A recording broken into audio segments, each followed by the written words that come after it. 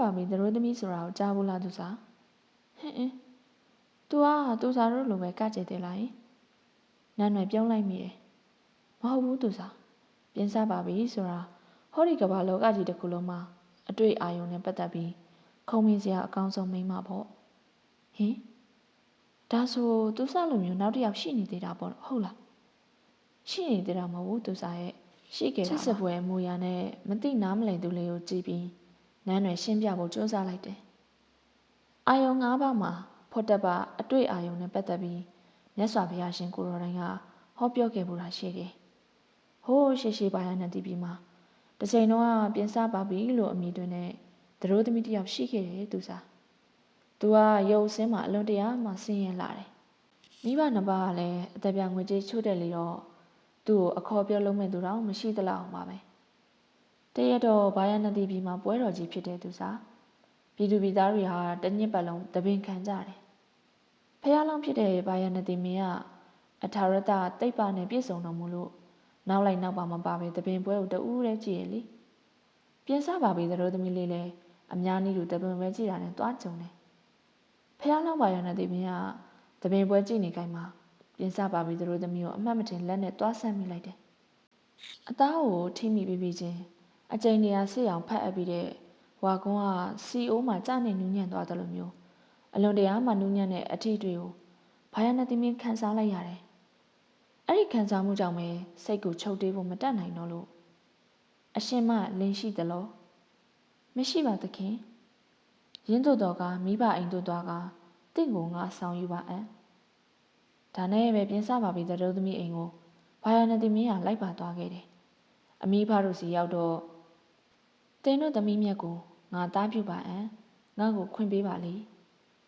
မစွန်နဲ့ကုံနဲ့တူတဲ့သမီးကိုအခုလိုမျိုးတောင်းရမ်းသူရှိလာတော့အမိဖတို့ကဝမ်းသာသွားကြတယ်ဒါနဲ့ပဲတောင်းရမ်းသူနဲ့မိမိတို့သမီးလေးကိုသဘောတူဆောင်ရင်းပေးလိုက်ကြတယ်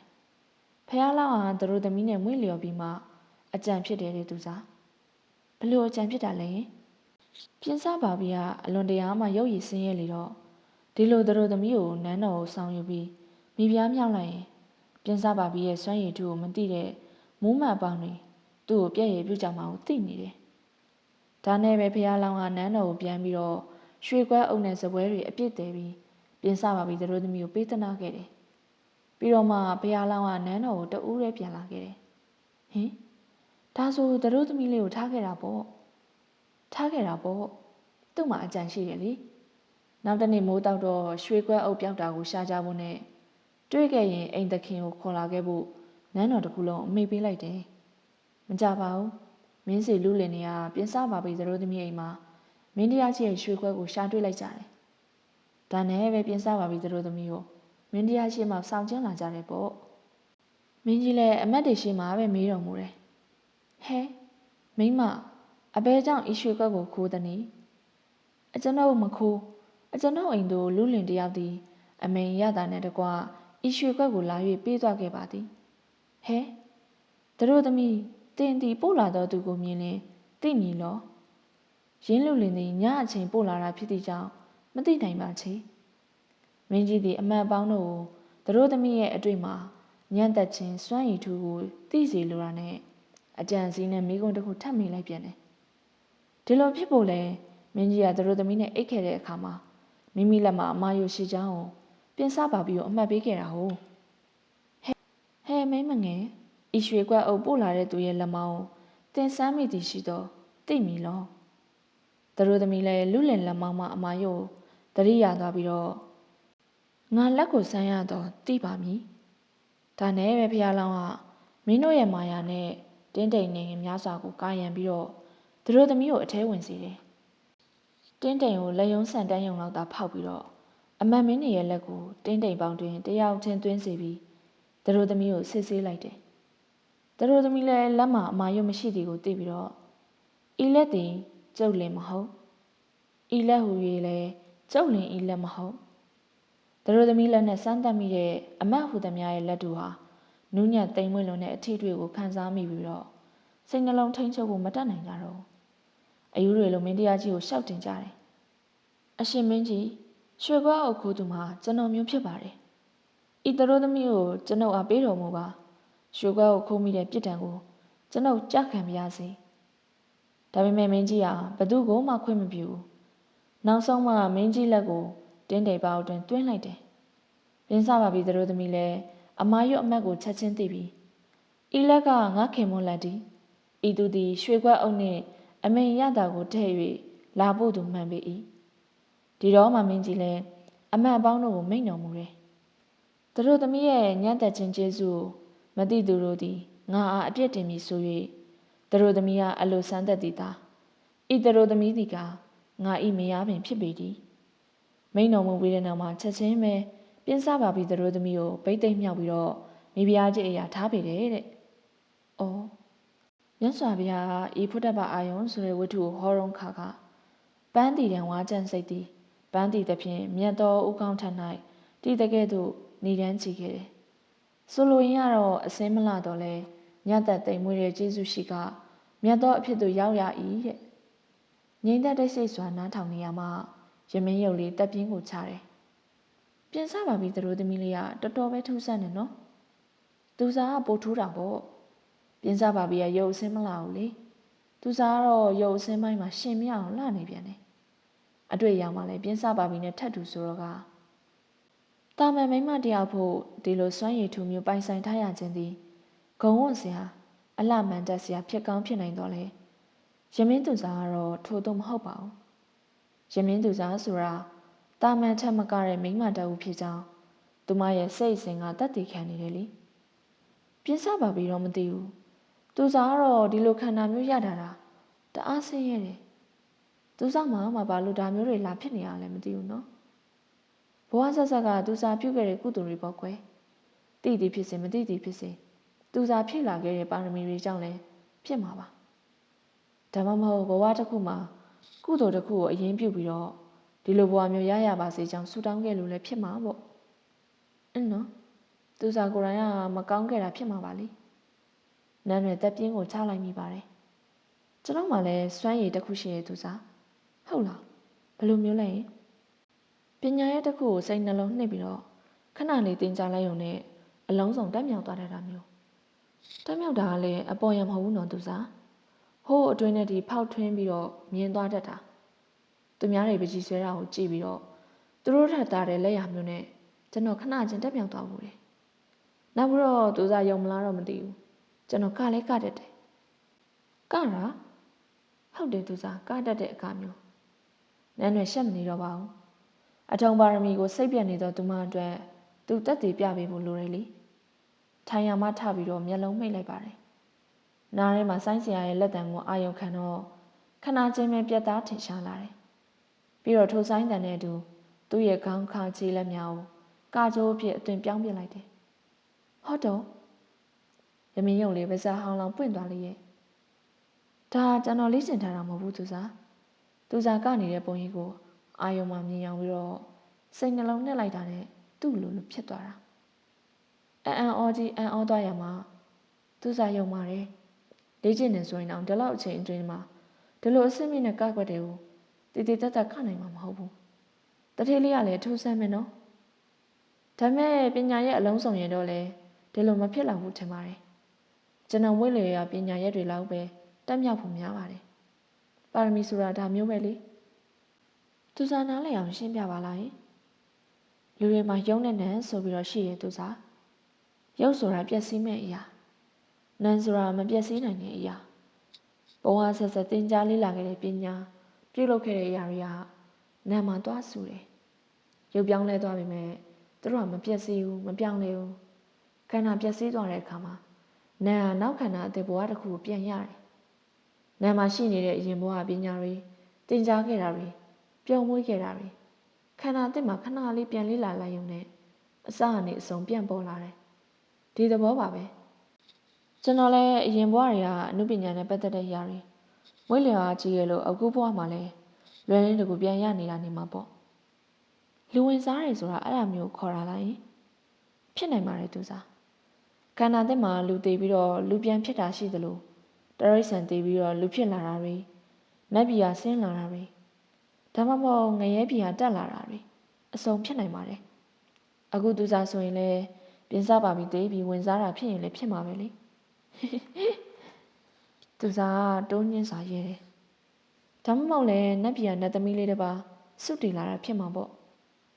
ရမင်းရုပ်လေးမှာရှက်စနိုးမှုရနဲ့ကားငုံသွားပြန်ပါတယ်စစ်ဖို့ကောင်းလိုက်တာလေထိုစင်မှာပဲထင်မှတ်မထားတဲ့စူညံတန်တွေခြံဝန်းတကားမကြီးစီမှထွက်လာပါတော့တယ်ကြရင်တကားရှိရသောနန်းတွေအလင်းအမြန်ထကြည့်လိုက်တော့ဟင်လူတယောက်ကိုတရုံးနယ်မိုးညင်းတို့အုပ်စုဝိုင်းဝန်းထိုးကျိတ်နေကြတယ်အထိနာသူလူငယ်မှာအတုံယုံလဲပြူနေတယ်ဘာဖြစ်တာလဲနန်းတွေချက်ချင်းမဲ့အိမ်အောက်ပြေးဆင်းခဲ့လိုက်တယ်ရှုပ်ထွေးလာသောအချိန်တွေကြောင့်ရမင်းယုံလေးလည်းသူ့နောက်မှာအပြေးလိုက်လာတယ်တရုံးနယ်ရက်စမ်းသူ့တားမြစ်တန်ကြောင့်ထိုးကျိတ်လူလူလက်တွေလေးမာတက်သွားတယ်အမောင်ရိပ်ထဲမှာမိုးလဲပြူနေသူကိုမြည်သူဖြစ်မှန်းသူမမြင်ရပါဘူးဘာဖြစ်တာလဲ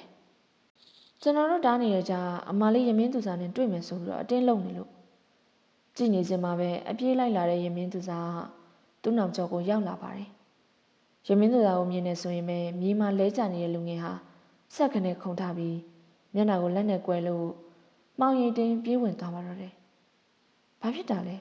သူကရောဘာတူလဲထိုကနာမှာပဲမိုးညင်းကမြေမှာလဲကျနေတဲ့အရာတစ်ခုကိုဆွဲယူလို့သူ့လက်တွင်လာပေးတယ်အစိမ်းရောင်စားဘဝတစ်ထည်စားဘဝကိုမြင်လိုက်သည်ဆိုရင်ပဲရမင်းသူဆောင်မှတုံလှုပ်သွားရလေဖယားကြီးဒါသူမရဲ့သူ့ကိုသိနေတာလားသူစားတုံလှုပ်သွားတဲ့မျက်နှာကိုအလင်းမြန်ပြန်ပြင်လိုက်ရင်ဟဲ့မသိပါဘူးမဖြစ်မနေလဲညာလိုက်ရတော့လဲသူမစိတ်တွင်မှဆူတောင်းနေမိတာဖယားထင်သားတယ်လို့မဟုတ်ပါစေနဲ့အာဂတဟင်းလိမ့်မြေတစ်ခုလုံးမိုးသားတိမ်လေးတွေနဲ့အုံမိုင်းကာနေတယ်အနောက်တောင်ရက်စီမှာရှက်စည်းတွေအပြားရိုင်လက်နေကြပြီအစောလက်မျိုးလေးဟာမိုးကြအစာပိုင်းနေရများကိုရင်ဆိုင်ဖို့အဆင်သင့်မဖြစ်သေးဘူးထင်ရဲ့မကြခင်ကြားရောက်လာတော့မယ်မိုးဆက်မိုးပေါင်များကိုရင်ဆိုင်ကာကွယ်ဖို့သူထံကအပြိုင်ဆိုင်စူးစမ်းနေကြတယ်ဒါပေမဲ့စံအိမ်တော်တစ်ခုကတော့အရာအလုံးနဲ့ကွဲလွဲနေပါတယ်လွန်ခဲ့တဲ့ကာလတစ်ခုစီကဤအရက်ဤဌာနလေးဟာအလွန်တရာမှစီကတိုက်မြိုက်ခဲ့ရနေရလေးတစ်ခုပေါ့အုတ်တော်ဝင်ထွက်သွားလာနေတဲ့စပားကြီးလဲတွေကုန်းတဲ့ပွဲစားတွေတက်ညီလက်ညီပေါင်းစုလောက်ကင်နေကြတဲ့အလုသမားလူလင်ပြိုတွေဈေးဖြတ်တန်တာလီမှတ်တန်တွေနဲ့အမလုံးမှကိုစီကလာပါတယ်အခုတော့ဆိုင်တော်ကြီးမှာထိုအရာတွေမရှိတော့တခြင်းကဝင်ကြားခဲ့မှုတွေကသူနဲ့မသက်ဆိုင်တော့တယ်လို့ပါပဲမိုးသားတိမ်လေးအောက်မှာတတိယရက်တန့်တီနေပုံကဝမ်းနဲ့ဝယ်ကောင်းလွန်းလာတယ်သူကိုယ်တိုင်လည်းဟိုးအတိတ်ဘဝကိုလွမ်းနေပါလိမ့်မယ်တခင်လေးကအသက်ပြထိုက်တောင်းခိုင်းလိုက်ပြန်ပြီပေါ့ဟုတ်ကဲ့ဦးခိုတတို့နဲ့ကိုယိုရင်တိုးညင်းစွာအပြေးပေးမိတယ်မင်းတို့မဖြောင်းပြကြဘူးလားကွယ်ကျွန်တော်တို့မှတခင်လေးကိုဖြောင်းပြနိုင်တဲ့အသိဉာဏ်ဘယ်မှာရှိမလဲလေတခင်လေးနဲ့ရွယ်ဆိုတာဖြောင်းပြကြမလို့အောင်အသိပညာနဲ့ပြည့်စုံတဲ့ပုဂ္ဂိုလ်တယောက်မှဥခိုသိနေတာပဲဥတိန်ကိုတက်ပြင်းကိုချတယ်ပြီးတော့ခေါင်းရင်းဘက်အရက်စီကိုအကြည့်ရောက်မိတယ်အိမ်ရဲ့ခေါင်းရင်းမှာပိုးပစိုးအကွက်ကျဲဂရီပါတိုက်ပုံမောင်းချက်သေးခေါင်းမောင်းအုပ်နဲ့အလွန်တရာမှတင့်တယ်တဲ့ကိုနေဟန်နဲ့ပုံတူပကြီးကားကြီးတစ်ချက်ရှိနေတယ်တခြားလူမဟုတ်ပါဘူးဤအဝင်းဝိုင်းတစ်ခုလုံးရဲ့အထုပ်အမြတ်ထားရာလေးစားကိုွယ်ရာစမ်းအိမ်ရှင်သခင်ကြီးပေါ့ကိုတီးကိုဆိုင်ကိုပလင်ကိုပြင်ပြီးမှနန်းဆန်ခွင့်မရခဲ့တဲ့ပုဂ္ဂိုလ်ကြီးဆိုရင်မမှားပါဘူးပြီးတော့သူဟာသခင်လေးနန်းတွေရဲ့ဖခင်ကြီးလည်းဖြစ်နေတယ်လေသခင်ကြီးသာအခုချိန်ရှိနေငါ့ကိုဘာပြောမလဲမသိဘူးနော်သခင်လေးနန်းတွေကိုမဖြောင်းပြရကောင်းလားဆိုပြီးငါ့ကိုစူပူကျိန်းပေါင်းနေမှသိချတယ်ဦးတိန်ကိုကကျုံးရိပ်မှန်ဝင်နေတဲ့သခင်ကြီးရဲ့မျက်နှာကိုဇိုးတထိတ်ထိတ်လှမ်းကြည့်ရင်ပြောတယ်ဒီချိန်နေတိဖြစ်လာဖို့သခင်ကြီးနဲ့ဥခိုတို့ဘလောက်တောင်စူးစမ်းခဲ့ရတယ်ဆိုတာကျွန်တော်တို့အားလုံးသိပါတယ်ဒီဆိုင်တော်ကြီးကတစ်ပင်ကြီးတစ်ပင်ဆိုရင်အဲ့ဒီတစ်ပင်ကြီးအစင်မပြတ်ရှင်သန်ကြီးထွားနေဖို့လက်ချင်းချိတ်စူးစမ်းနေတဲ့အရာတွေထဲမှာကျွန်တော်လည်းတစ်မြေလေးတစ်မြစ်အဖြစ်ပါဝင်ခွင့်ရလို့အသေးအတန်လုံးလပြုတ်ခဲ့ဘူးတယ်ဒါပေမဲ့ဥခိုရဲ့ကျွန်တော်တို့ဝိုင်းဝန်းကြိုးပမ်းနေတဲ့ဒီတစ်ပင်ကြီးရဲ့အရေးကိုကျွန်တော်တို့သခင်လေးကမဆန်ပေရပဲနဲ့တခြားသူတွေကဝင်ရောက်ဆန်ပင်နေပြီလေဘာလို့မှမမဲရမလို့ပဲ စပွဲမှာအခမ်းအနားထိုင်ပြီးတခင်လေးရဲ့စီးစိမ်တွေကိုအလကားယူနေတဲ့ဇက်ဆရာဆိုတဲ့လူကျွန်တော်တိတ်မုံနေဗျာသူတို့နဲ့အန်ကိုတင်းတင်းကြိတ်ထားလိုက်မိတယ်ဥခိုကိုယ်တိုင်နေပြီးတော့ကျွန်တော်နဲ့လိုက်ပြီးတော့တခင်လေးကိုဖြောင်းပြပါလားဗျာဦးတိန်ကိုစကားမစုံမိပါဘူးတခင်ကြီးရုပ်ပုံလွှာအားကြည့်နေတဲ့အကြည့်ကိုလည်းအခုချိန်ကြီးမဖယ်ရှားမိသေးဘူးတခင်ကြီးထာမှာဆုံးဖြတ်ချက်တစုံတရာတောင်းနေတယ်လို့ပဲသူတို့နဲ့တို့တခင်လေးရဲ့အသိဉာဏ်နဲ့စင်ញင်တော်တရားကိုမင်းယုံလားအကျွမ်းမဲ့ပါဦးခုငါလည်းယုံတယ်တချိန်ချိန်မှာတခင်လေးအမှန်ကိုမြင်လာပါလိမ့်မယ်တချို့မှန်တရားတွေကနောက်ကျပြီးမှရောက်လာတတ်တာသူတို့နဲ့ရဲ့အဲ့ဒီချိန်ကငါတို့ကဆက်ဆောင်ကြတာပေါ့တခင်ကြီးရဲ့မျက်နှာကိုငေးကြည့်နေရမှတစုံတရာကိုသိမြင်လိုက်တယ်လို့မျိုးဥတိန်ကိုပြုံးတယ်တခင်လေးစီမှာလည်းဒီလိုအခြေအနေနဲ့ပတ်သက်ပြီးခိုင်လုံတဲ့အကြောင်းပြချက်တခုရှိနေမှာပါလေမင်းတို့နဲ့တခင်လေးကိုစိတ်နဲ့တော့မပြင်ပါပါနဲ့စိတ်ချပါဦးခုဘဝရဲ့နောက်ဆုံးချိန်ထိတခင်လေးနဲ့တွေကကျွန်တော်တို့ရဲ့ထာဝရတခင်ပါဒီတော့မှပဲဥတိန်ကိုမှအပြုံးနှွမ်းနှွမ်းနဲ့အတူသူတို့နဲ့ရှိရပဲလှည့်လာတယ်ကဲတခင်လေးကဘယ်တော့ပြန်လာဖို့မင်းကိုမှားလိုက်တယ်နတ်ပြန်ညနေရောက်ပြန်အောင်ဥခုဒါဆိုမကြခင်မင်းသွားရတော့မှာပေါ့မိုးတောင်ရတော့မယ်ဖြစ်ရလားဖြစ်ပါတယ်ဥခုတခင်လေးအတွက်ဆိုအယိုးကြည်ကြည်ရေခမ်းခမ်းတာဝန်ထမ်းမှုအသင့်ပါဒီတကာပြုံးကတော့ဥတိန်ကိုရဲ့အပီပင်ဆောင်ပြုံးမယ်လို့သတ်မှတ်ရပါတော့မယ်ဥခိုကောင်းတဆက်ဆက်ညင်ရင်သူတို့နယ်ကိုကြောခိုင်းလို့အပေါ်တက်ကိုတက်ခဲ့လိုက်တယ်ရှက်စည်းရောင်တဝင်းဝင်းကပြရင်းတကားများကိုဖြတ်ပြီးအိမ်ထဲသို့ပါရောက်လာနေပါတယ်အခန်းတကားကိုဆွဲဖွင့်တော့တခင်လေးရဲ့အငွေးသက်တွေကရင်ကိုလာရိုက်တယ်။အော်လွမ်းလိုက်တာတားလေးရဲ့တခင်လေးရှိခဲ့တဲ့နေရာတခင်လေးအိတ်ခဲ့တဲ့အခန်းတခင်လေးထိုင်ခဲ့တဲ့စပွဲတခင်လေးဆွဲခဲ့တဲ့ပကြီးကားများအခန်းလေးကိုကြည့်ရင်နှွေးတက်လက်အေးတက်လက်နဲ့ရင်မာဆိုးနေနေကြီးခန်းစားသွားရတယ်။ပြန်လာပါတော့ကွယ်ဒီဆိုင်တော်မှာဆံမြန်းပြီးဥခိုတို့အားလုံးကိုဥဆောင်ပါတော့တပ်ပြင်းလေးလေးကိုချပြီးအခန်းတကားလေးကိုပိတ်လိုက်တယ်ပြီးတော့လိုက်ကာလေးကိုမလို့ဖျားကန်းတွေဝင်ခဲ့ပါတယ်အခန်းလေးရဲ့တောင်းတနေရာမှာတောက်ခတ်ထားတဲ့တစ်တာတစ်လုံးရှိနေတယ်တချိန်ကတော့သူကအင်မတန်မှအင်အားပြေဝတဲ့ဘန္နာတက်တာပေါ့အခုတော့တုံရင်လာတော့လက်နဲ့ဥတိန်ကိုတက်တာကိုဖွင့်လိုက်တယ်ဟောမိုးဆက်တွေတောင်ကျလာပါပြီရှေးရဒီပါပြည်တော်စုရဲ့အရှင်တက်ကြမှုနေစီရီတော်ဒါယကမင်းတရားကြီးဖရာရဲ့တောင်မြို့စစ်ကဲဝန်တိဟရဏတမတော်ရဲ့ဘုံမင်းကျောင်းမဟာမင်းလာစီသူမှာစားလွာပါလိုက်သည်အကြီးတို့သူဇလဒီပါနဲ့ကျွန်ုပ်တို့ဇေယဒီပါပြည်တော်စုသည်ကံတော်ကုံလုံးပြီးသောဘိုးဝေးတော်ဘဝရှင်မင်းတရားကြီးလက်ထက်မှစနှစ်ပြည်တော်ရေတို့တွင်တန်ကြီးတမန်ကြီးပိသစွာချစ်ကြည်မဟာမိတ်ပြုခဲ့သည်ကိုသိအပြီးဖြစ်ပါသည်တို့ပါလျက်များကျွန်ုပ်တို့ရဲ့ရေမြေတန်တရားမင်းကြီးရဲ့သားတော်အိမ်ရှိဥပယဇာသည်သူဇလဒီပပြည်တော်တွင်ဝင်ရောက်လဲပဲသည့်အခိုက်တင်တို့ပြုလိုက်သောမတရားမှုသည်အရှင်ဧကရမင်းစင်စစ်တို့ရဲ့အခွင့်အာဏာကိုထိပါလိုက်တဲ့သဘောအရာသာဖြစ်တော်သည်ထိုမှုကိစ္စအတွက်တိဟရဏတက်မတော်ရဲ့ဘူမင်းချုပ်အကျွန်ုပ်ကိုယ်တိုင်နောက်ဆုံးစကားကိုဆိုလိုသည်တင်တို့ပြည်တော်စုရဲ့အတုမရှိတဲ့မိမလယရနာယမင်းသူစားအားကျွန်ုပ်တို့ရဲ့ရေမြေတနင်ပြည့်ရှင်မင်းရဲ့အယအရာဆက်ခံသူအိမ်ရှိဥပယဇာထံဆက်တစေလိုသည်မဟုတ်တော့ကစစ်တော်ပြုစီလိုသည်နှစ်ပြည်တော်ရင်ကြားစီအခွင့်အာဏာအတွက်အကျွန်ုပ်ပြုနိုင်သည်မှာထိုမြတာဖြစ်တော်သည်တောင်မြို့စစ်ကဲဝန်တိဟရဏတက်မတော်ရဲ့ဘူမင်းကျုံမဟာမင်းလာစီသူစင်သည်စာဒါကဘလို့ဖြစ်ရတာလဲတောင်းတန်နန္ဒပြန်ကြီးအမတ်မင်းကြီးရဲ့မိကွန်းထုတ်တန်ကခမ်းမကြီးတစ်ခုလုံးကိုဟိမ့်ထွက်သွားတယ်ဇက်ဆရာတောင်းတန်မှာနှစ်ဖူးနဲ့ကျမ်းပြင်ထိမတန်ငုံပြီးတုံတုံရင်ရင်ဖြင့်ကျွန်တော်မျိုးဘာမှမသိပါဘူးအရှင်ဒီစာချုံလာနဲ့ပတ်သက်ပြီးလဲတကယ်ကိုနားမလည်မိတာပါနားမလည်ဘူးဟုတ်စားနေရတာနားမလဲတယ်ငါတို့သူဇလဇေယဒီပါနှံပြီးတော့စစ်ခင်ရမယ်အရေးပိုကဲတော့မယ်လွန်ခဲ့တဲ့ရက်ကဇေယဒီပါနဲ့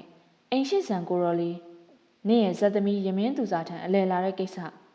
နင့်ရဲ့လက်အောင်ငယ်သားတွေကခြံဝမှာရိုက်ပုတ်လိုက်ကြတယ်ဆိုဗျာ ဆက်ဆရာတောင်းတဲ့မှာအကြီးအကျယ်အံ့ဩသွားလိရဲ့မဟုတ်ပါဘူးထင်ပါတယ်ဖေဟာအဲ့ဒီကိစ္စကိုဖေဟာကျွန်တော်မျိုးလုံးလုံးမသိပါဖေဟာဟဲ့အယက်သားနေချံဝင်ရှိဖြစ်ပြတဲ့ကိစ္စနေမသိဘူးဆိုတာဖြစ်နိုင်မှာမလားတော်တဲ့မှန်ကန်စွာဖြေပါလေဒီအရေးဘယ်လောက်လေးနေတယ်ဆိုတာနင်သိရမဟုတ်လားတောင်းတယ်သိပါတယ်ဖေဟာတို့ဗီဒီဖြေပွားရအကြောင်းရင်းမှန်ကိုကျွန်တော်မျိုးအမှန်မသိကြောင်းပါကျွန်တော်မျိုးရဲ့လက်အောင်ငယ်သားတွေအချင်းများကြတယ်ဆိုရင်လေဒါကဇေယဒီပါရဲ့အိရှိဆန်ကိုရောမြတ်ဖြစ်ကြောင်းမသိလို့သာဖြစ်ပါလိမ့်မယ်ဖေဟာကျွန်တော်မျိုးတို့မှာအဲ့လောက်ထိတွေးမရှိပါဘူးဖေဟာတွေးမရှိပါဘူးဒါဆိုနင်းတကယ်မသိဘူးပေါ့ကျွန်တော်မျိုးမှာအမှန်မင်းကိုလိန်ပြောရတဲ့တတိမရှိပါဘူးဖေဟာထားရင်လည်းနေရပါမယ်တက်ရင်လည်းတေးရပါမယ်ဟုတ်မှန်တဲ့အတိုင်းရှောက်တင်ပါတယ်ကျွန်တော်မျိုးအမှန်မင်းမသိကြောင်းပါနန္ဒပြန်ကြည့်အမှန်မင်းကြီးကငြိမ်ကာသွားတယ်တာမန်ရသားတွေအနေနဲ့အခုလောက်ထိစွန့်စားရတဲ့တတိမရှိမှန်းလဲသိထားတယ်လေအေးလေဒါဆိုလဲရှိစေတော့အလဲကြမြင်းကင်းတွေလဲငါစစ်ဆေးပြီးပြီဇေယဒီပါမှာရှိတဲ့အထောက်တော်တွေစီကလည်းတရင်ရပြီးပြီအိမ်ရှိဆန်ကိုရောလည်းမိုင်းမှာရိုင်းပြတဲ့အရေးနဲ့ပတ်သက်ပြီးဇေယဒီပါနန်းတော်တစ်ခုလုံးတောက်တခက်ခက်စစ်တပြင်းပြင်းရှိနေကြတယ်တဲ့ရာဇသံပို့ပြီးတော့ချက်ချင်းစစ်မချီလာတာကန်းကောင်းတော်ပါသေးရဲ့အခုစာကြုံလာတော့အိမ်ရှိဆန်ကိုရောနဲ့ဘုန်းတော်ကြီးဖရာထံတိုက်ရိုက်မရောက်ပါပဲငါလက်တွင်ရောက်လာပြီလို့မဟုတ်ရင်ဒီရေးတော်တော်မသေးဘူးဇက်ဆီယာမှာထိတ်လန့်လွန်းသည့်ကြောင့်တကူလုံးတုံရီနေပါတယ်အခုအရေးကသူနဲ့ဓာတ်ရိုက်ပတ်သက်နေတာလေကျွန်တော်မျိုးတို့ဘာလုပ်ကြရမလဲဖေဟာဘာလုပ်ရမှာလဲသူတို့တောင်းဆိုတဲ့အတိုင်းနင့်စမ်းမင်းသမီးကိုဇေယဒီပါတိုင်းဆက်သားရမှာပေါ့ဗျာဇက်ဆရာတောင်းနေရဲ့အတိအာယုံတွေမူးမိတ်မတက်ဖြစ်သွားရတယ်ရင်မင်းသူစားကိုဇေယဒီပါတိုင်းဆက်သားရမယ်တဲ့ရင်မင်းသူစားမရှိတော့ရင်သူ့ရဲ့စီးစိမ်ဥစ္စာတွေစားတဲ့တဘူတိုးတက်ရင်မရှိတော့ပဲရက်တန်သွားတော့မှာပေါ့ဒီလိုဆိုရင်ဖြင့်ရမင်းသူစားပေါ်အားပြူနေရတဲ့ကျွန်တော်မျိုးတို့ဇက်တပွဲလုံးဟဲ့တောင်းတယ်ငါလုတ်ပေးနိုင်တဲ့အခွင့်အာဏာဒါအကုန်ပဲမဟုတ်ရင်နင်တို့တပွဲလုံးကွက်မြက်ခံရတော့မယ့်အရေးသာရှိတော့မယ်တောင်းနိုင်နှုတ်ဆက်နေရချီပြီသူဘာမှမတတ်နိုင်တော့ဘူးလေရွေးချယ်ခွင့်ပေးသောချိန်ခွင်ရှာနှစ်ဖက်မှာသူ့အတွက်ခက်ခဲလွန်းပြီစွာထိုစဉ်မှာပဲသူ့နှစ်ဘေးကိုချက်ဝတ်တန်းစာအပြည့်စုံနဲ့ဘိုးမင်းတူအခါစားရောက်လာတယ်အမတ်မင်းရဲ့စင့်ခုံမှုအရကျွန်တော်မျိုးနေမျိုးမင်းကောင်အခါစားရောက်ကြောင်းပါအိမ်ဘိုးမင်းကောင်နက်ဖြန်နန်းနဲ့အာယုံတက်ချိန်မှာတင်ဦးဆောင်ပြီးတော့ဇေယဒီပါတိုင်းအရောက်ဘန်နာဆက်သွားရမယ်စင်30မြင်း20ရဲမဲ့300ယူစီလိုအပ်ရာအရာဘန်နာရောက်ရေးမှာတင့်တောင်ဝန်ကြံတောင်ဝန်များခွဲဝေယူစီမိမိတောင်ဝန်လွတ်သူတောင်ဝန်ခံတေးတန်းပြန်စီဒါကျွန်တော်တို့အတွက်တရင်ကောင်းမဲ့အမှားတော့ကျွန်တော်တို့စောင့်မျှော်နေတဲ့အချိန်ဆိုတာဒါပဲငါ့ကိုတေချာလျှောက်တင်စမ်းတန်မြင်ငယ်နေပါအောင်ဆိုလိုတာလေရမင်းသူစားကိုဘန်နာအဖြစ်နဲ့ဇေယတိပါတိုင်းဆက်တာတော့မယ်ဆိုအတွင်းတော်မှာတော့ဒီတိုင်းသတင်းထွက်နေတယ်တန်မြင်မင်းသားရဲရဲလေးပြုံးမိသွားတယ်စောင့်မျှော်နေတဲ့အချိန်ဆိုတာဒါပဲလေဒီတက်ကောင်းတဲ့အခွင့်အခါမျိုးနောက်နောင်ရရှိဖို့မလွယ်တော့ဘူးကြောင်တလဲကြွက်တခုံဆိုတာဒါမျိုးထင်ရဲ့ဇေယဒီပါနေပြီးတော့တဲ့ကနေရမင်းသူစားကိုကျုပ်ရအောင်ခိုးထုံမယ်ပြီးရင်သူရှိတဲ့နေရာမှာသူဇလာဒီပါရဲ့အမှန်သားအချို့ခြံခဲ့မယ်ဇေယဒီပါရဲ့အခွင့်အာဏာကိုလွန်ဆန်ပြီးတော့သူဇလာဒီပါမိမိပြည်သူမိမိပြန်ထုတ်ခေါ်သွားတယ်ဆိုတဲ့သဘောမျိုးတက်ရောက်စေရမယ်ဒါပေမဲ့ရမင်းသူစားကိုနေပြီးတော့ပြန်ခေါ်လာမှာမဟုတ်ဘူးကက်ကဒီပါတိုင်းနဲ့နန်းနမိတ်ချင်းနီးစက်တဲ့မောက်မယ်နယ်ကိုခေါ်သွားမှာမောက်မယ်စော်ဝါကလည်းနန္ဒသူမင်းသားငယ်ကိုနန်းတင်မှုကြီးကျွန်ုပ်တို့တစ္ဆာကိုခံယူထားတာမို့လို့ကျုပ်သဘောတိုင်းရှိလိမ့်မယ်မောက်မယ်နယ်မှာရမင်းသူစားရှိကြောင်းကက်ကဘရင်သာသိသွားပါစေရမင်းသူစားရဲ့အထီးတွေကိုတခါရီအိုးရဲကြတဲ့ပြားပတုံးလိုဆွဲလန်းဖူးထားတဲ့ဘရင်နေနိုင်မှမထင်ပါဘူးတက်တော်ချီပြီးတော့မရအရသာတိတ်မှာပါရှေ့တိုးမယ်စင်နောက်တလန်းစုပ်ဆိုတာဒီနေရာမှာအသုံးဝင်လိမ့်မယ်အမတော့ရမင်းသူစားကိုကျုပ်တို့အသာတကြီးပေးလိုက်မယ်အဲ့ဒီတော့ညောင်နှမ်းမိဗျာမျက်မှောင်ကိုကြုံရင်မေးလာရဲ့ကက်ကဘရင်အตาရကြီးตาရနေတဲ့ချိန်မှာသူတို့အလေးအငိုက်ကိုစောင့်ပြီးတော့သူဇလာဒီပါရဲ့ရွှေလီခံတက်တမှုတော်တယောက်အနေနဲ့ကျုပ်ကိုယ်တိုင်ရမင်းသူစားကို နေပြီးတော့ရောက်တရားဝင်ပြန်ခေါ်လာခဲ့မယ်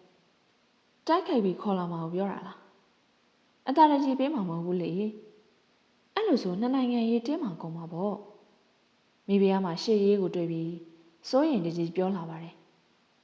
ကျုပ်တို့လိုချင်တာအဲ့ဒါပဲလေဇေယဒီပါကက်ကဒီပါနှစ်နိုင်ငံလုံးဟာရာဇသန်ဆေးလာရင်ကက်ကဒီပါအရေးအတွက်အောင်ပွဲခံရင်းဆွဲရှိသူအိမ်ရှိဆန်ကတဲ့မင်းသားကိုပဲမင်းတရားကြီးကဆေးလွတ်လိမ့်မယ်မောင်မယ်နဲ့ဒီရိုင်းပြစော်ကားထားတဲ့အရေးကိုလည်းခွင့်လွတ်လိမ့်မယ်မထင်ဘူး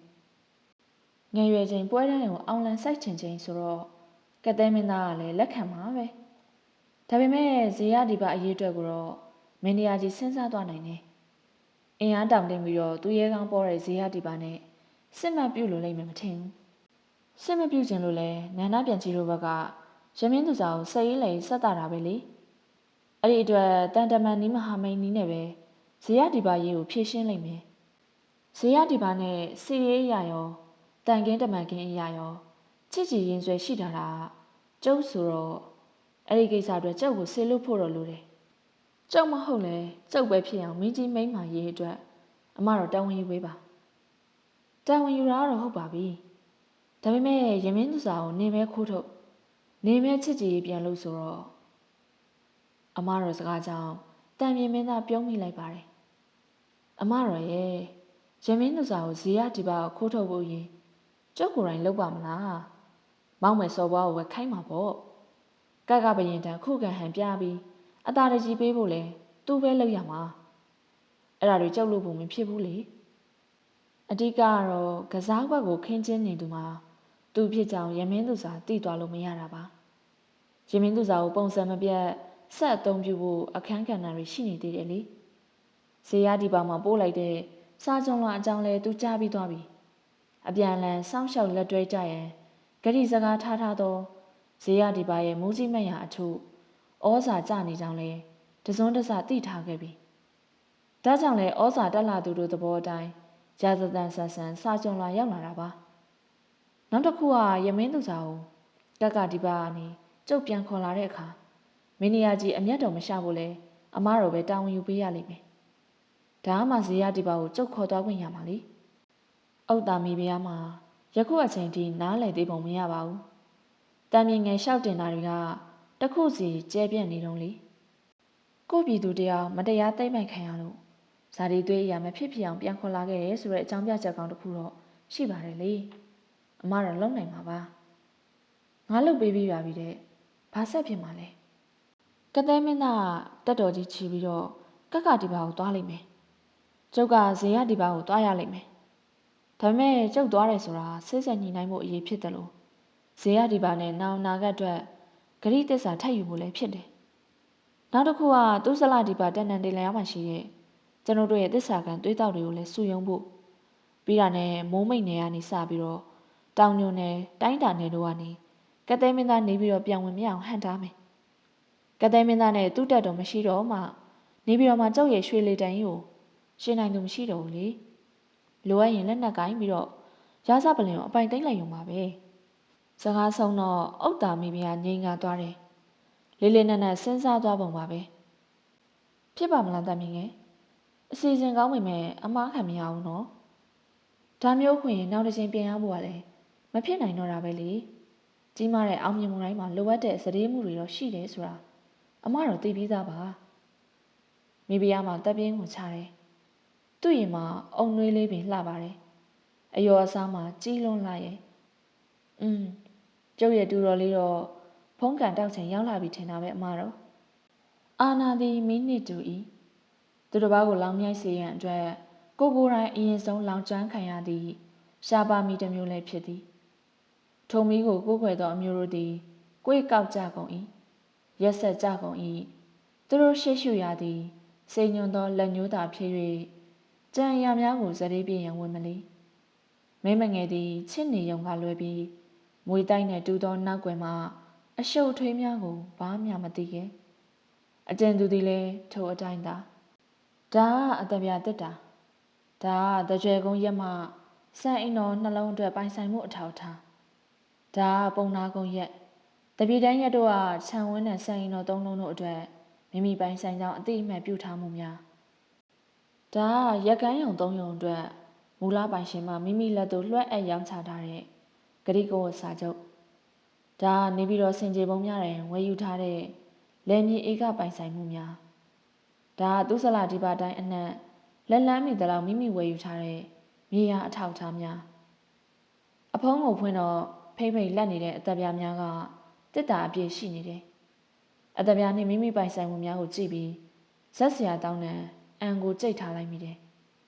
တဆက်တည်းဆိုသလိုဝမ်းနဲ့စိတ်ကအုံနဲ့ကျင်းနဲ့ဝင်ရောက်လာပါတယ်သူ့ရဲ့ကြွယ်ဝမှုအလုံးဤ၍ဤများနဲ့သာရပ်တန့်သွားပြီလေရမင်းသူစားသူ့အနည်းအပါးမှမရှိတော့တာတပတ်နီးနီးပင်ရှိခဲ့ပြီမဟုတ်ပါလားဘုံမင်းကောင်ဥဆောင်တဲ့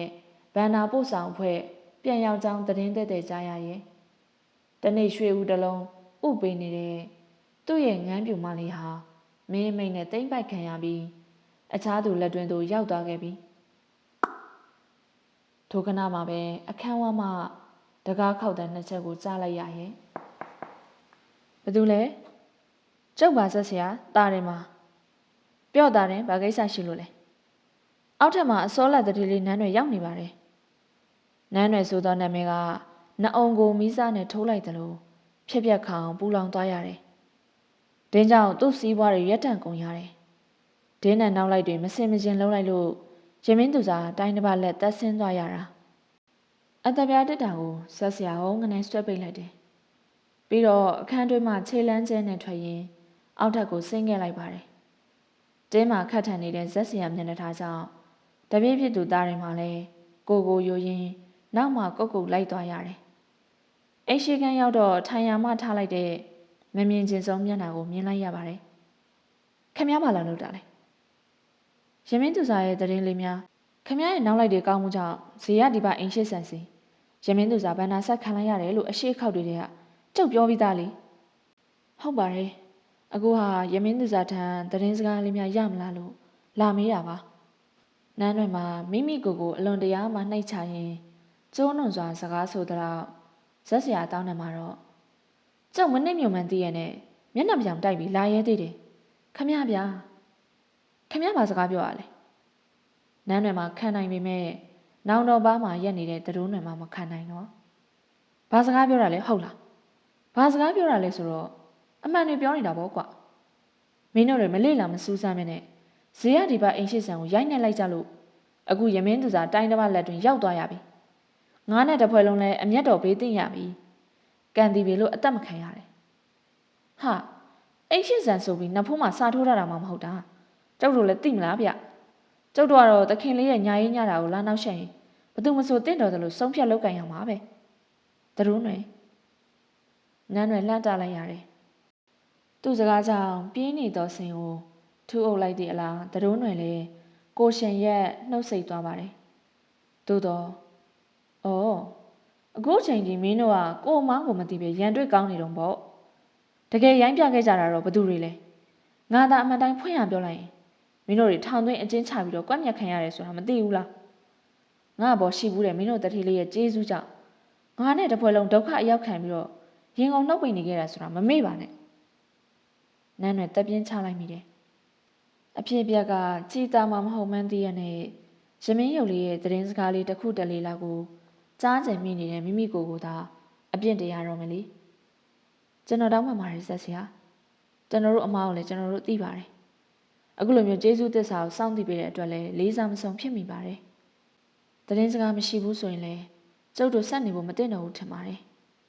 ကဲတရုံးနဲ့တို့တွေပြန်ကြရအောင်ကွယ်တရုံးတွေကိုခေါ်ပြီးတော့သာအိမ်ပေါ်မှဆင်းလိုက်ပါတယ်သူ့ကိုကြောက်လွန်းလို့သာငြိမ်နေရပေမဲ့တရုံးတွေမျက်နှာမှာအခဲကြေပုံမရသေးပါဘူးထို့အတူဇက်ဆရာတောင်းတယ်မှာလဲကျုပ်ပေါ်ရှိဘူးတဲ့ခမရဲ့ကျေးဇူးကြောင့်အခုလိုလက်ခံတွေ့ဆုံတယ်လို့သာသဘောထားလိုက်ပါအချင်းနဲ့ပတ်သက်တဲ့ပုံမြင်လေးတစ်ပုဒ်ငါကြားဖို့ခဲ့တဲ့သူစားဟိုးရှိရှိတုန်းကပေါ့ကွယ်တိုင်းပြည်ရဲ့ကြီးတော်ရက်မှာအလွန်တရာမှလှပချုံမောတဲ့မင်းမငယ်လေးတယောက်ရှိတယ်တဲ့တနေ့တိုင်းကန်းလှည့်လေတဲ့ဘရင်ကြီးကမင်းမငယ်လေးကိုတွေ့ပြီးတော့မြင်မြင်ချင်းချစ်ခင်ဆုံမလို့တော်ကောက်လိုက်တယ်ခက်တာမင်းမငယ်လေးမှာချစ်ရတဲ့ချစ်သူရှိနေတယ်တဲ့ဒါပေမဲ့လည်းမင်းရဲ့အမိတ်အာဏာဆိုတော့သူတို့တွေဘာမှမတတ်နိုင်ဘူးလေ အစာပိုင်းမှာချစ်သူကိုတရိရပါမယ်တကယ်တမ်းမင်းစီစိန်ကိုခံစားရတဲ့အခါမှာမင်းမငယ်လေးကချစ်သူကိုမေ့သွားတယ်တဲ့ကျေးတော်ရမှာကြံခဲ့တဲ့ချစ်သူအမျိုးသားကတော့အဲ့ဒီလိုမဟုတ်ဘူးမိဖုရားဖြစ်သွားတဲ့ချစ်သူကိုလွမ်းလို့ညတိုင်းငိုရင်ကြတော့မျက်လုံးကန်းသွားရတယ်တဲ့ငါလည်းအဲ့လိုပဲဖြစ်မလားတော့မသိပါဘူးရမင်းရုပ်လေးရဲ့ငိုအောင်လုံးမျက်ရည်တော့မရှိတော့ပါဘူးကွယ်ခက်တာလွမ်းလို့တောင်ငိုနေပေမဲ့မင်းနဲ့ငါချစ်သူတွေမဟုတ်ကြဘူးလေအဲ့တော့လေကို့အပြစ်နဲ့ကိုခံယုံပဲရှိတော့တာပေါ့တို့စီမှာမိုးတွေရနေသူစားရဲ့မင်းတို့စီမှာရွာလာရင်နေထိုင်ရအစားအဆင်ပြေရဲ့လားမင်းရဲ့ညအချိန်တွေခက်ခဲနေလိမ့်မယ်ဆိုတာတော့အလိုလိုသိနေတယ်ကွယ်အိမ်ရှင်မင်းမဖြစ်လေကစားမင်းကိုချစ်လို့တော်ကောက်ခဲ့တာမဟုတ်မဲစိတ်နာနာနဲ့သိနေခဲ့တယ်လေအဲ့ဒီအတွက်မင်းမရှိတော့တဲ့ရက်ကစပြီးငါရဲ့ညအချိန်တွေလည်းခက်ခဲနေခဲ့တာပေါ့တွေးမိတာကိုယ့်ကိုဒေါသထွက်မဆုံးဖြစ်မိတဲ့ရမင်းယုံလေးရဲ့ချစ်ရသူတယောက်အနေနဲ့အချစ်ရဲ့ဘတ်တော်သားတယောက်အနေနဲ့မင်းအတွက်လုံခြုံတဲ့ကာကွယ်မှုတွေမပေးစွမ်းနိုင်ခဲ့ဘူးလေအထူးသဖြင့်အခုလိုညမျိုးအချိန်တွေမှာပေါ့ဟောသတင်းသက်ကြားရတယ်ဇေယျဒီပါတိုင်းကနေလူတစုကရမင်းသူစာကိုခိုးထုတ်သွားတယ်တဲ့ဝမ်းသာမိလို့မှမစုံသေးထက်ကြရပြန်တယ်သူတို့လက်ကနေကက်ကဒီပါဘရင်ကရမင်းသူစာကိုတိမ့်ပိုက်လိုက်တယ်တဲ့ခက်ချီပြီကွယ်ရမင်းယုံလေးရဲ့ခက်ချီပြီအဲ့ဒီနေနဲ့ကသူတို့သူ့စလာဒီပါရဲ့အချိန်ကြီးရနေရတွေကိုငွေပြိုင်းပြူတွေအုပ်စုဖွဲ့လာနာကြတယ်ဒါကောင်းတဲ့နမိတ်လားဆိုးတဲ့နမိတ်လားမသိပေမဲ့သူ့အတွက်တော့သတင်းကောင်းတစ်ခုကိုနနခင်ကစောင့်ကျင်းလာပါတယ်ရမင်းသူစာပြန်ရောက်လာပြီတဲ့ခေါ်ဆောင်လာတဲ့သူမှာတန်ပြင်းမင်းသားကိုယ်တိုင်ဖြစ်ပါတယ်တဲ့မှုံယိုရင်မူးလာတဲ့ကက်ကဒီပါရှင်ဘရင်တစ်ပါးကနေတရားတော်နည်းလမ်းနဲ့ကိုပြည်သူသားတယောက်ကိုပြန်လဲရယူလာခဲ့တာပါတဲ့ကြာချင်းကိုနားကိုမယုံမိဘူးဟုတ်ရဲ့လားလို့လဲသတင်းသက်ဆောင်သူအချိန်ချင်းမင်းနေမိတယ်နောက်ဆုံးတော့လှဲရင်ကိုအမြန်ဆင်လို့ရမင်းသူစာဇက်သမင်ရှိရာစီထွက်ခဲ့လိုက်တယ်အင်းရှိမှလူတွေစုယုံနေပါတယ်ဘာကြောင့်မှမသိပဲအင်းအတွင်းပိုင်းရှိရာစီအကြောင်းသားငေးနေကြတယ်ဘာမှတော့မတွေ့ရပါဘူးဒါပေမဲ့သူသိလိုက်ပါပြီဟုတ်ပါတယ်တကယ်ပဲရမင်းသူစာပြန်ရောက်နေပါပြီဘာကြောင့်လဲဆိုတော့ရမင်းသူစာရဲ့အငွေအသက်ကိုသူ့နှလုံးသားအလိုလိုသိနေတယ်လေမင်္ဂလာပါကွယ်ရမင်းရုပ်လေးရဲ့နောက်ဆက်တွဲသတင်းတစ်ပုဒ်လည်းကြားရပါတယ်ထိုသတင်းကတော့သူတို့သူစလာဒီပါပြည်သူပြည်သားတွေအားလုံးကိုတုံ့လုံခြောက်ချသွားစေတဲ့အဓိပ္ပာယ်တော်တွေနဲ့ပြည့်နှက်လို့ပေါ့ဇေယျဒီပါကက်ကဒီပါနှစ်တိုင်းလုံးကသူစလာဒီပါကိုစစ်ကျင်ညာလိုက်ပြီတဲ့နန်းတော်တွင်မှာလူစုံနေပြီအခမ်းအနားတစ်ခုမဟုတ်တော့လဲအခမ်းအနားတစ်ခုကဲ့သို့ကြီးလေးတဲ့တာဝန်များကိုစီကုန်းကထမ်းရွက်ထားတဲ့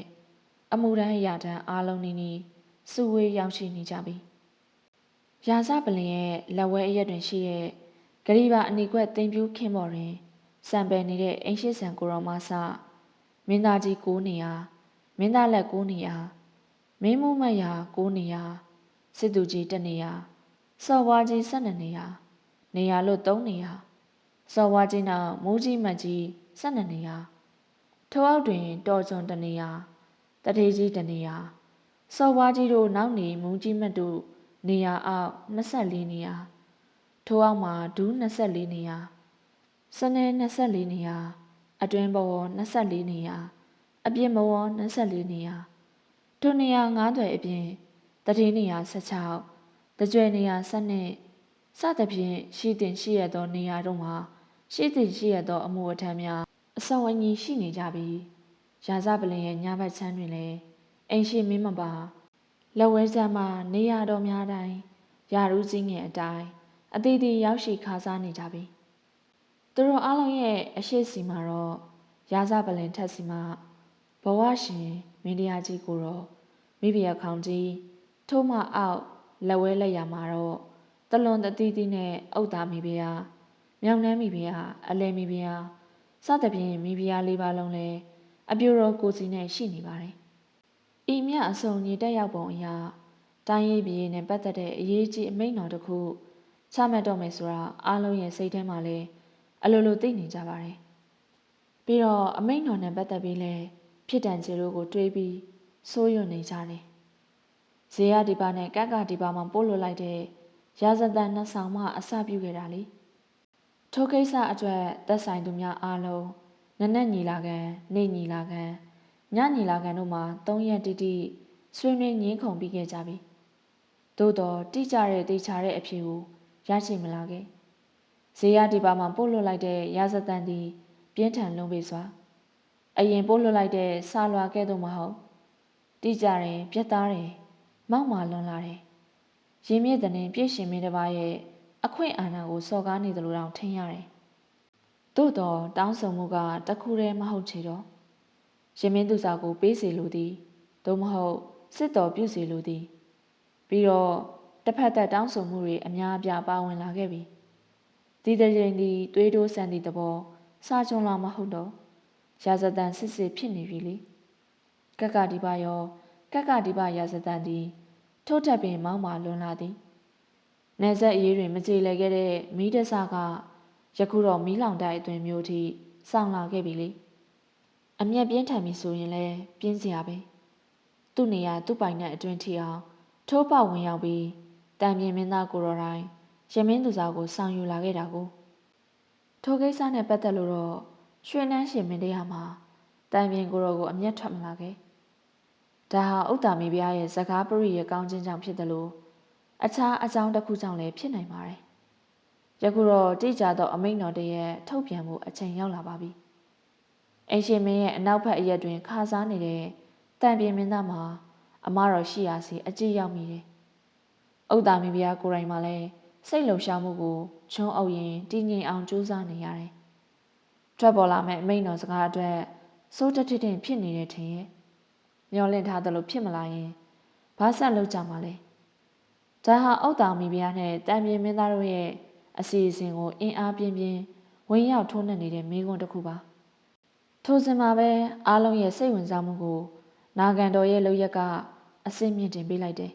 ။နာဂန်တော်အမတ်ကြီးမှာစာကြုံတစ်ခုကိုကိုင်ရင်ဘဝရှင်မင်းတရားကြီးကိုဦးသုံးချိန်ချပါတယ်။ပြီးတော့အင်ရှင်မင်းရှိရာဘက်ကိုလည်းလှည့်ပြီးဦးသုံးချိန်ထပ်ချတယ်။ထို့နောက်မှာတော့ခါစားနေတဲ့မင်းညီမင်းသားမူးကြီးမတ်ရများရှိရာဘက်သို့မျက်နှာမူပြီးအမိန်တော်ကိုဖွင့်ဖက်လိုက်တော့တယ်။အမိန်တော်နန်းတော်ခမ်းမကြီးတစ်ခုလုံးကအကြတန်များမကြားရအောင်တိတ်ဆိတ်သွားလေရဲ့မင်းညီမင်းသားမူးကြီးမရတေနာပတိနဲ့တကွတိုင်းဝန်မြို့ဝန်ဘိုးမင်းတက်မင်းအပေါင်းတို့ဇေယဒီပါကက်ကဒီပါနှံပြည်ဌာနမှစာ၍တိုင်းပြည်အစည်းအပွားဒလိထုံးစံများကိုလွန်ကျူးရန်အကြောင်းသူဇလာဒီပါအမျိုးကုန်သည်ရုံညံ့ရန်အကြောင်းသူဇလာဒီပါရဲ့မိမလရတနဲ့ရမင်းသူစားအားဇတ်တရန်အကြောင်းများကိုတင်းမာစွာပြောဆို၍ပြည်တော်ကိုရန်ပြုမိကဲ့သို့ဟိတ်ဟန်ပြသအကြံအစီပြုလုပ်လျက်ရှိသည်ကိုသိအပြီးဖြစ်ကြသည်သို့ပါတော့ညာတိုင်းရက်ဌာနေကိုစီပင်ဝါပြောရန်စ조사အားထုတ်နေတဲ့အခါသမယကိုစီယိုကိုလုံရန်ကာနေတဲ့အခါသမယတို့တွင်စစ်မှတ်ဖြစ်ပွားခြင်းအမှန်ပင်မပြုလုပ်လို့တိုင်းကြီးပြည်ကြီးဒလိထုံးစံနှင့်အညီငြိမ်းချမ်းသောနီလန်းဖြစ်သာရာဇပရိယေပြုဆက်ဆံလိုသည်တံမြင့်မင်းသားခေါင်းထောင်သွားရပြီသူပင်မဟုတ်ဥတ္တာမီဗျာမှလည်းထိုအတိုင်းသို့ပါသောကြောင့်ပြည်သူပြည်သားတို့မှသွေးစာသူအပေါ်ရန်လိုစိုးရင်ကြောက်ရွံ့ခြင်းမရှိစစ်ဖြစ်မိအရေးတွေးပြီးပြည်တော်အပထွက်သွားရှောင်ရှားခြင်းကိုမပြုလုပ်ရငြိမ်ဝတ်စွာလောက်ကင်ရောင်းဝယ်စားတောက်နေထိုင်မြဲနေထိုင်ကြရမည်မြို့ရွာရှင်အကြီးအအုပ်တို့ကလည်းကိုမြို့ကိုရွာတွင်ငါဖျားအမိန်တော်ဖြင့်ငြိမ်းချမ်းစေရမည်တခိုးဓမြဘေးရာဇဝတ်တော်ဘေးကင်းလို့လုံခြုံအောင်အသီးသီးအုပ်ထိန်စီးကျက်စောင့်ရှောက်ရမည်အမှန်စင်စစ်နှစ်တိုင်းနှစ်ဌာနအပြိုင်ရမင်းသူစာအားတောင်းရမ်းခြင်းသည်ခက်လာချေသည်တတိုင်းကိုဆက်တာပါကကြံတတိုင်းသည်သဘောကျနှစ်ချိုင်လိမ့်မည်မဟုတ်ဆက်တာခြင်းနီလန်းသည်စစ်ပြစ်မိအရေး ရှေးပြေးနမိတ်တာဖြစ်ကြောင်းတတ်တော်ရှိပညာရှိအမတ်မင်းတို့ရှောက်တင်စကားကိုငါယုံကြည်တော်မူသည်မဆက်တလညာနှစ်တိုင်းနှစ်ဌာနမကခုနှစ်တိုင်းထိပင်ရမင်းသူစာကုံတရင်ပြန့်နှံ့နေပြီဖြစ်ရကားဒုထငါအပြိုင်တောင်းရမည့်အရေးကစစ်ဖြစ်မည့်အရေးအထိရှေးရှုလာမည်မှာဧကန်ဖြစ်စေသည်ယခုပင်ပြည်တွင်၌ရမင်းသူစာခေါ်တွင်ဇမင်းသမီးကြောင့်